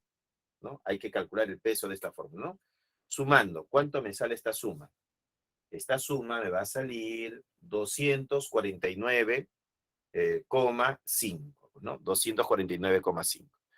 249,5. ¿Ya? Entonces, ese sería su peso fórmula. Pero si yo quisiera de una mol, yo digo, pero yo quiero de una mol. De una mol de sulfato cúprico pentahidratado sería su peso fórmula expresado en gramos, 249,5 gramos. Y acá está, mira, tiene una masa de 249,5 gramos, eso sería verdadero. ¿Ya? Verdadera la primera.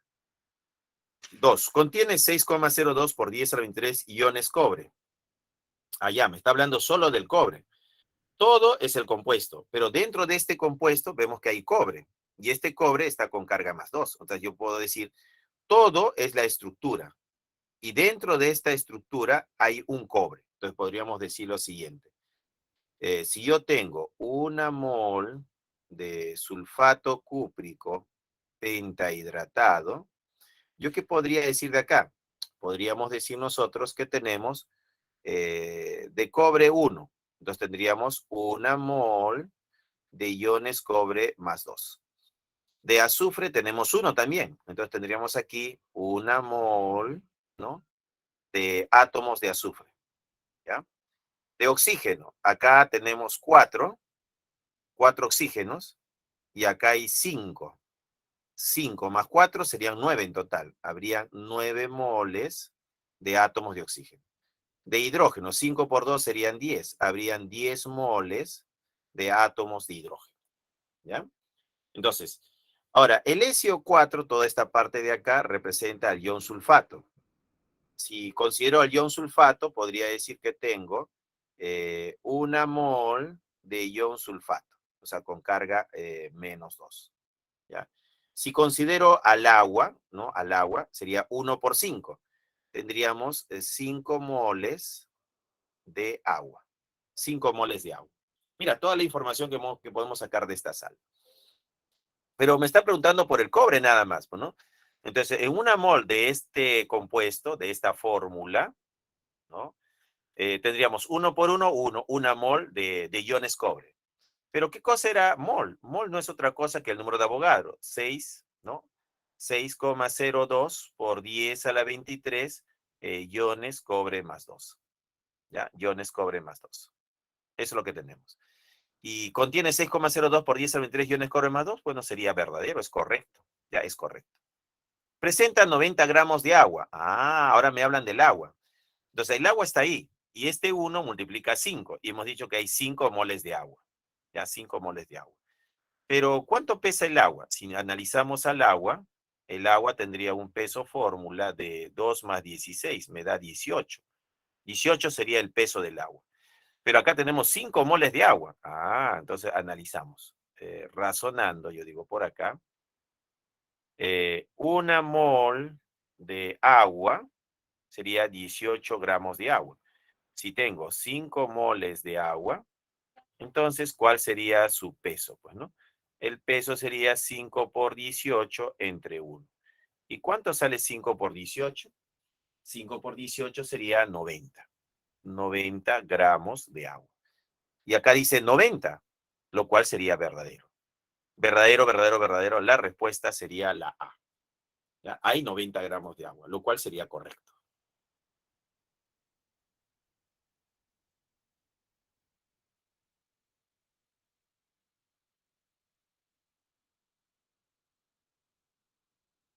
Uno A. Veamos, ejercicio 2 dice, el ácido acético es el principal componente del vinagre utilizado en la preparación de alimentos.